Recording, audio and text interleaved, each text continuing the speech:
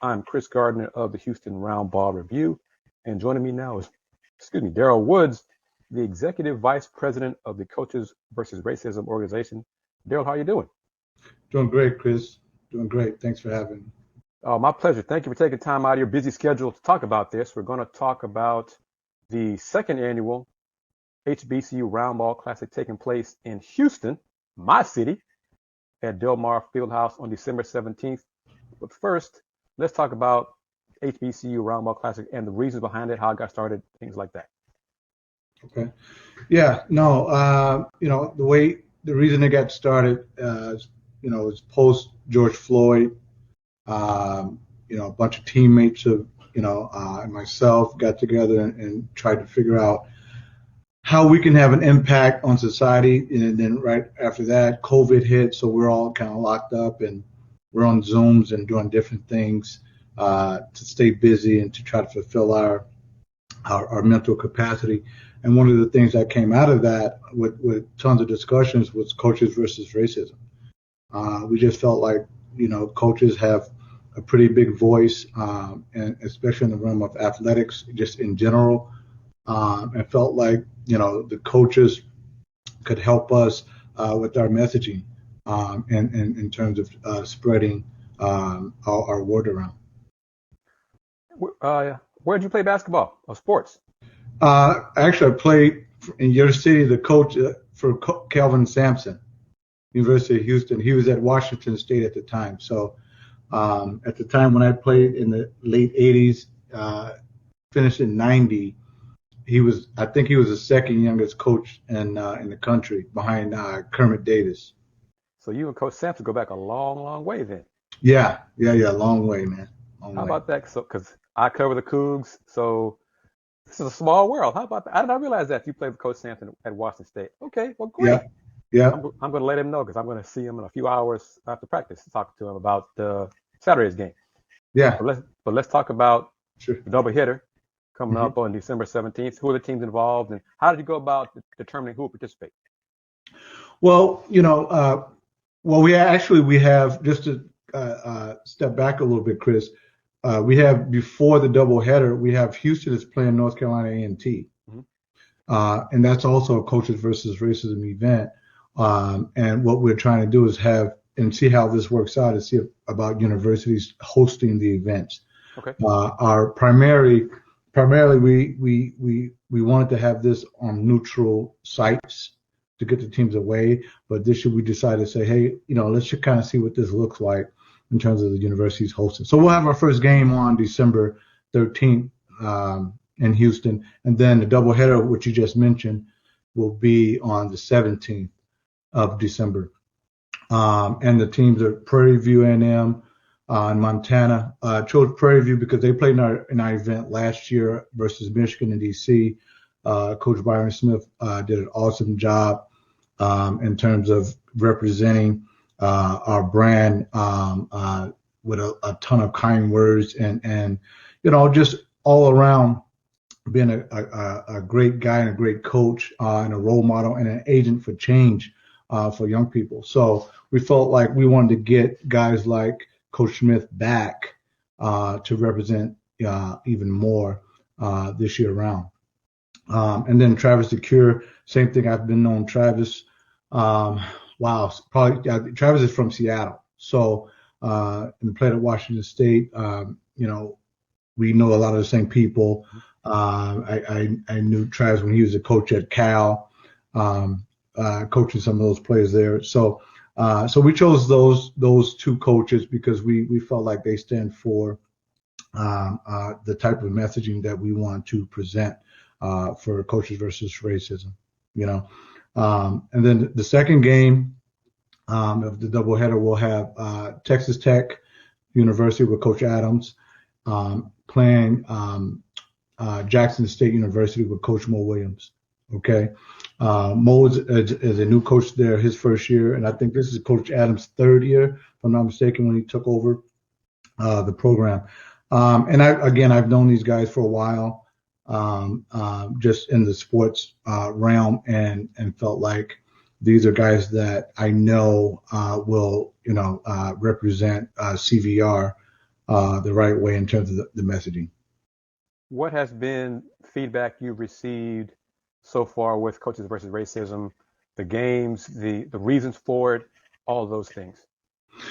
Well, the feedback has been great, man. We're finding ourselves turning schools away because we're not ready to grow that fast. Okay. So this year, we chose 6 teams, but we had a litter of probably 16 teams that we could have, brought into the realm. So the feedback has been really good. The reason for the games is obviously there's a game to be played, right? So it's competition, but then more than the game, the message behind the game and why the platform exists. We want to make sure that we don't lose sight of that. So on December 7th, we will have our coaches briefing where we talk about some of the serious issues, social issues that we want to help cover throughout the course of the event. And if you don't mind, what are some of the talking points, issues you want to discuss leading up to the games? Yeah, so we created a deal that's called Sears. It's not Sears Roebuck Company, but it's Sears, Seers. Okay.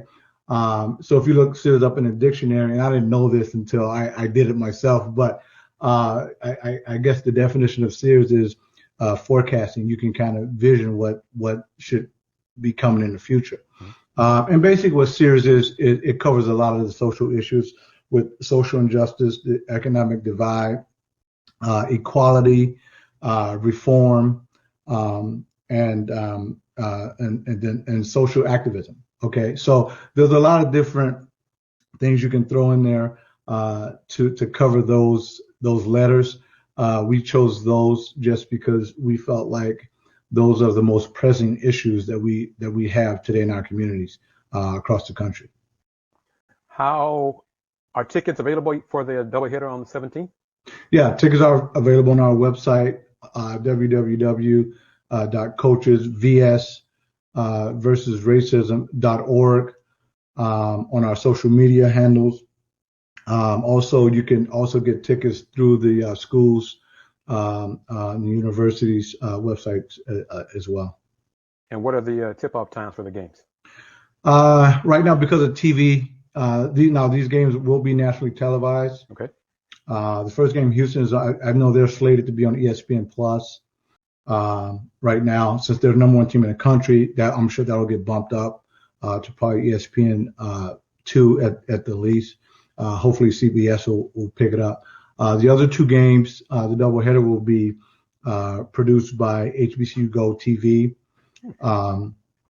which they're the up and coming broadcast team of the future in terms of everything HBCU is concerned. But they're also, tapping into some other markets. So, but those game times are, first game will be at 11:50 slated. I'll give it take 10 and 15 minutes because of TV. And then the second game will tip at 3 p.m.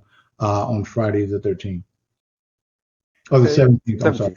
17th. I'm sorry. Yeah. Delmar Fieldhouse. How was that venue selected?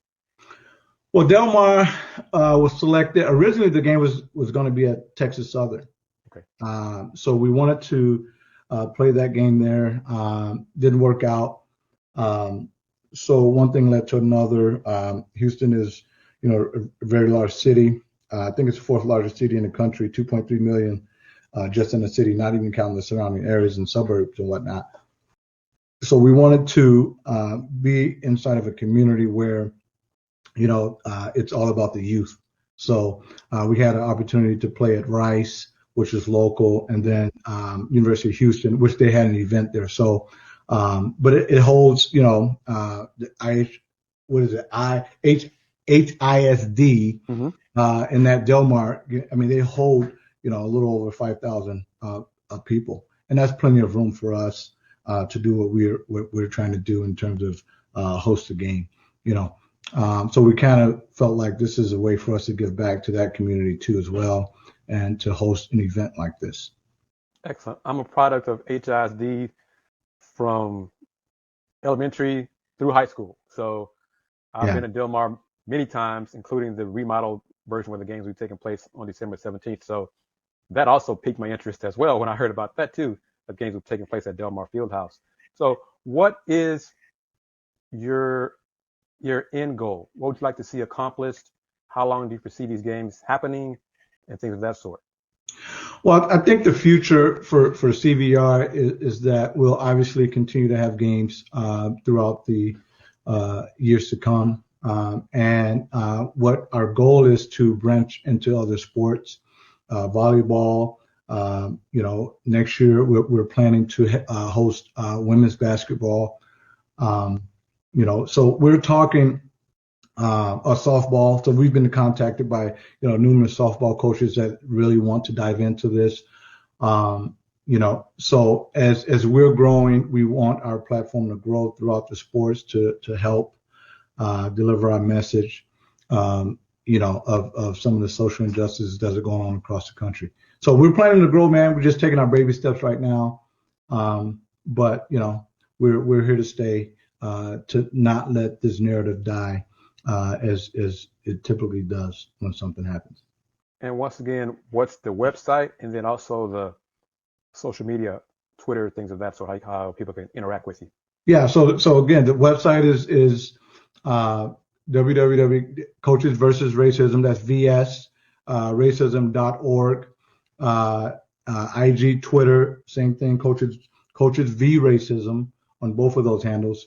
And that's where you can get your tickets, come out and support, and hopefully have a good time. Darryl Woods, Executive Vice President of Coaches versus Racism. Thank you very much for taking time to speak with me.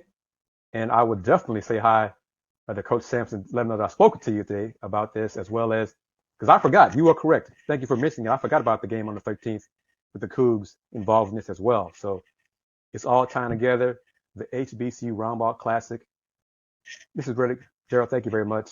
If I can do anything else to help promote it, please let me know, and I will do my part, do what I can. Thank you. Yeah, thank you. I appreciate it. Thanks, Chris. Thanks for having me, man. Take care. All right, you too.